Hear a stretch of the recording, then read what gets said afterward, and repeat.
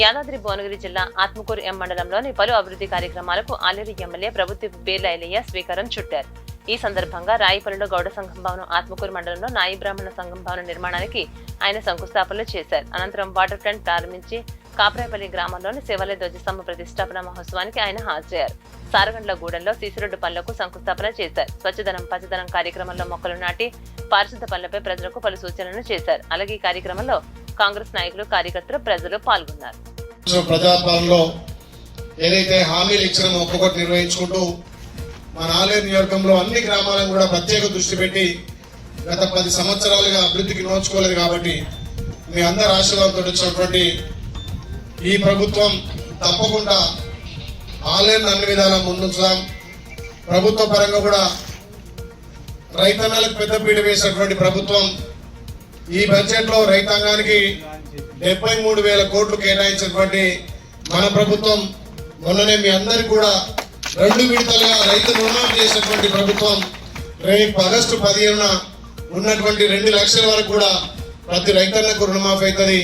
ఇంకెవరైనా చిన్న చిన్న సాంకేతిక లోపాల వల్ల కానీ ఉన్నా కాకపోతే అక్కడ బ్యాంక్ లో స్పెషల్ ఆఫీసర్ ఉంటారు, అక్కడ వాళ్ళ ద్వారా అందరికి కూడా మాఫీగా చర్యలు తీసుకున్నాం. అందులో భాగంగా ఇక్కడ నాగేష్ గాని గ్రామ పెద్దలు కూడా నిధులు లేకుండా నా సొంత నుంచి ఫస్ట్ గా తర్వాత ప్రభుత్వం తీసుకుంటా అని చెప్పి ఇక్కడ సుమారు 4 లక్షలతోటి అదేవిధంగా ప్లాంట్ తో పాటు ఏటీఎం మిషన్ కూడా ఇవ్వడం జరిగింది. ఇప్పుడే అక్కడ మా రజక సోదరులకు కూడా, మన నాయి బ్రాహ్మణుల సోదరులకు కూడా కమ్యూనిటీ హాల్తో పాటు ఇంకా అన్ని సంఘాలు ఇక్కడ ఒక యూనిటీగా ఉన్నాయి కాబట్టి ఈ ఆత్మకూరు టౌన్ లో అన్ని సంఘాలకు ఏది కమ్యూనిటీ భవన్ ఉండేటట్టుగా నేను చర్యలు తీసుకొని మిగతా వాళ్ళకు కూడా ఇస్తా అని చెప్పి మాట ఇస్తూ ఈ ప్రభుత్వంలో రేపు ఆగస్టు 15 తర్వాత ఎవరికైతే రేషన్ కార్డు లేదో ఎలిజిబుల్ వాళ్ళందరికీ కూడా రేషన్ కార్డులు, పెన్షన్లు కూడా ఈ ఆగస్టు 15 తారీఖు ఇవ్వబోతున్నాం. దాంతో పాటు ఈ ఆలేరు నియోజకవర్గానికి 3,500 ఇందిరా మిల్లు వచ్చినాయి.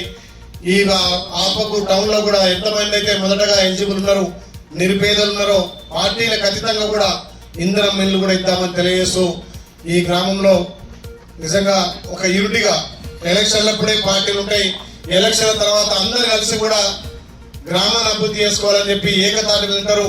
నేను గెలిచిన 7 మాసాలనే ఇప్పటికి సుమారు 50 లక్షల పైన పెట్టాం.